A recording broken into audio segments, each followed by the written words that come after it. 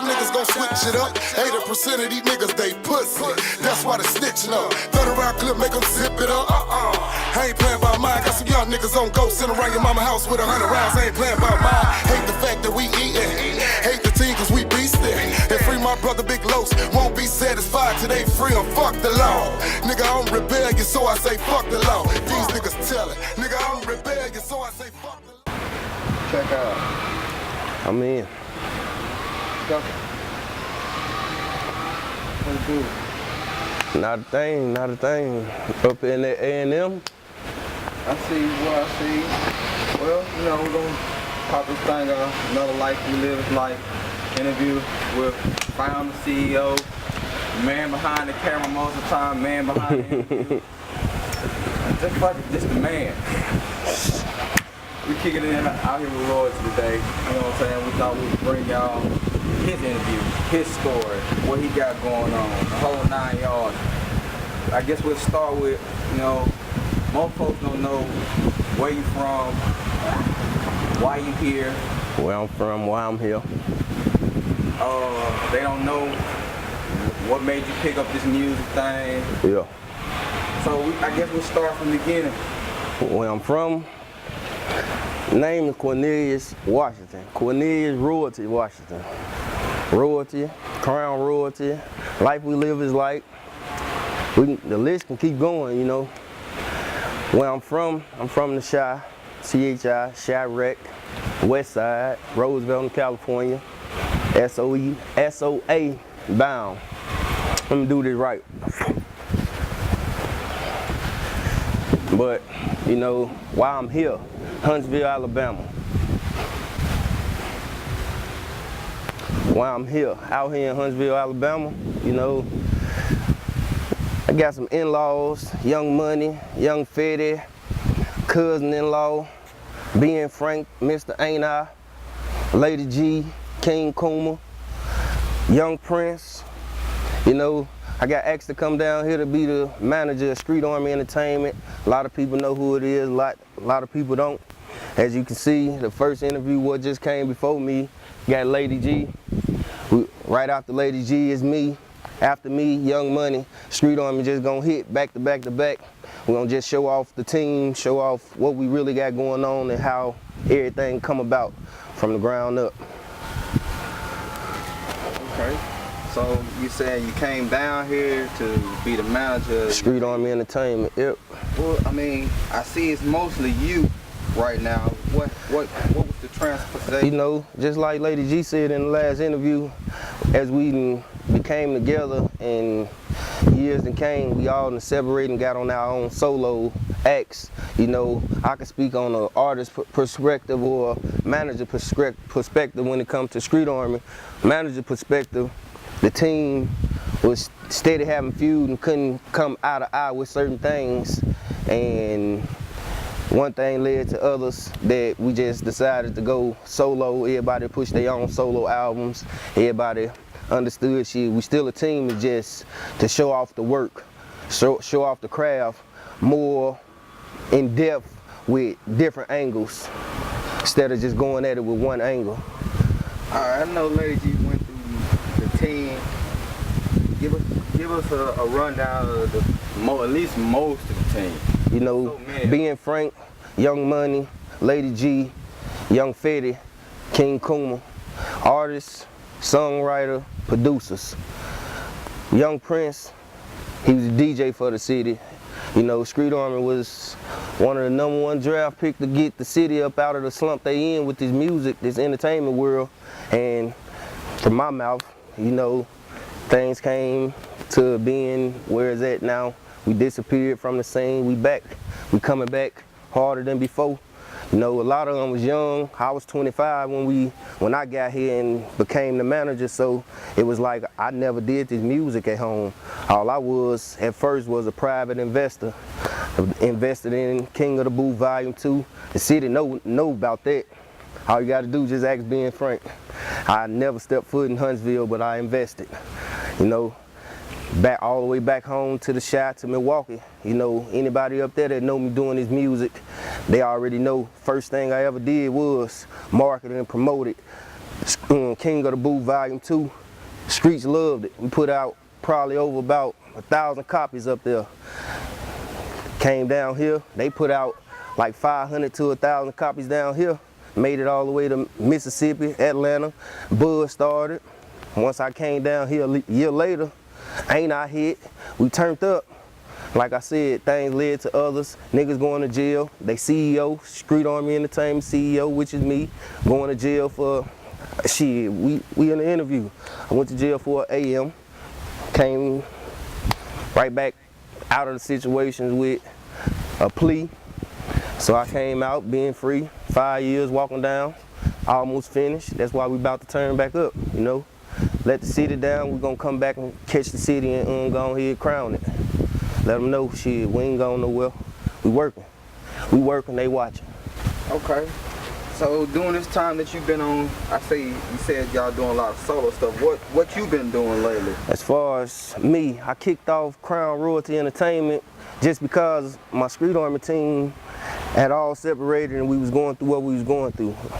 And since then, Crown Royalty Entertainment, I done helped out a few more businesses through the city, from LifeWeLiveIsLike, Backdoor Studio, All In, shit, Catwalk Planet magazine. I done did a whole lot for the city. It's just so much that I can't really sum it all up in just a few minutes. You know, this first interview, we'll be back to talk about that in the next one. Okay. So, you told me why you came down here. Tell me about that process of coming down here. What you leave, what you give up to come? I left my son, my second oldest son, you know, Tashawn Antoine Craft. Left him up there, left my family, went against my father rather. Not my pops passed away this year, Gregory Banks, R.I.P. But my real father, Jeffrey Rogers, told me not to come.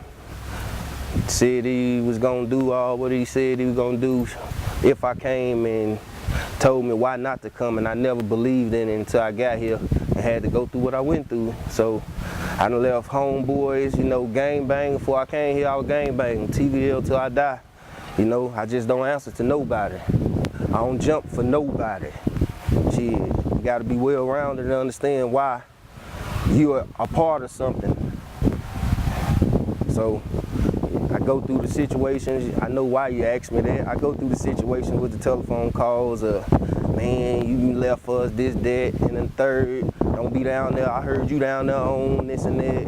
I ain't on yet. We ain't on by a long shot. We right there. We right there. We so close to it. You smell it way up there. They see the work. I guess start talking about some of the work you done put in over the last few. I guess we can go as low as the last 5 years we've been walking out. Well, we done dropped Through the Rain and the Pain. We done dropped His and Her, Caress Your Bitch, Thug, Hood and Thug, Part 2. We just dropped All or Nothing Now Never. You know, mixtapes and albums. We just still building a brand, you know. Just to sum that up, you know, it's a lot going on. I can't really go Pacific, bro, you know. Okay, it'll be a long story, you know. We gotta get to one main thing. Can you tell us what you do? Helping hands. It might be a shorter one than what you don't do. Helping hands. That's what I do. I'm not here for just one team. I never came here to be just for my team, Street Army, or just to come here to say I was a part of something. I came here to see the city really get on. I came here to do all that I can do and help with the mind and creating the ideas, from the back to school jams to the interviews, documentaries, videos, commercial, to connecting the dots for the magazines, all the way from Huntsville to Atlanta, back to the Chi, all the way to Milwaukee. You know, I do a whole lot. Promotion, marketing, managing, events planner, booking for events, private investments. You know, I believe in the people, and I only came down here to be for the people, period. Okay, I see you talk a lot about this team of yours. What made you decide, okay, this would be the best move for me and my family to leave where you was having a quote-unquote lucrative career? Yeah. And just drop it at the bottom of the diamond and come down here and I know you personally, so I know what you go through on an everyday basis and things of that nature. So what made you say, before you, I mean, I know if you knew what you knew now, I wouldn't have made that decision. Yeah. But what made me, the everyday calling. They started right before Thanksgiving in 2007, calling every single day, every day. Man, bro, we need you, man. We need you to come down here. Come down, come down, come down. So some situations happened at home. The police killed my nigga Nick. And, you know, like I said, before a nigga came down here, nigga was active in the street, like active, hands on. And it was like, man, a choice of life. You got 4 kids right now. You married, you just got married. What you gonna do? I ain't want to see the wrong outcome. I'm gonna put it like that. I ain't want to see the drastic of the city. You see how my city turned up.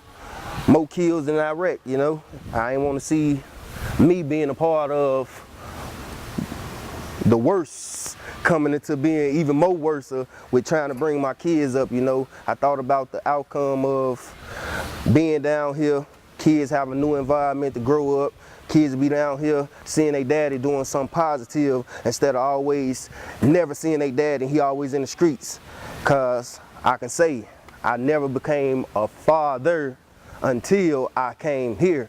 I didn't understand the full version of being a father until I came here and had to go through what I had to go through with my kids being broke. And it's a different having money and having the money to do this and do that and missing kids, everyday life, being there for them to put them in the bed, wake them up for school, get them dressed, taking them to go get haircuts with you instead of just sending them to go get haircuts. Here go the money, go take care of that. Here go the money, go take care of that. I went from being that way to I'm hands-on with my kids down here just because we all we got.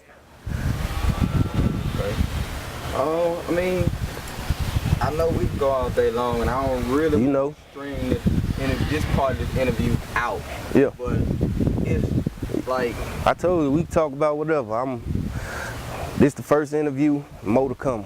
More to come. Let's take a trip through the whole Alabama, from the corner to the slammer, from the top to the bottom. Let them know we're right here, and we about to be a problem to the game this year. Hope they're ready for the storm, cause this is Rocket City, so we're ready to go to war. They just don't know when they took the chosen one, it ignited greatness to come out each one of us.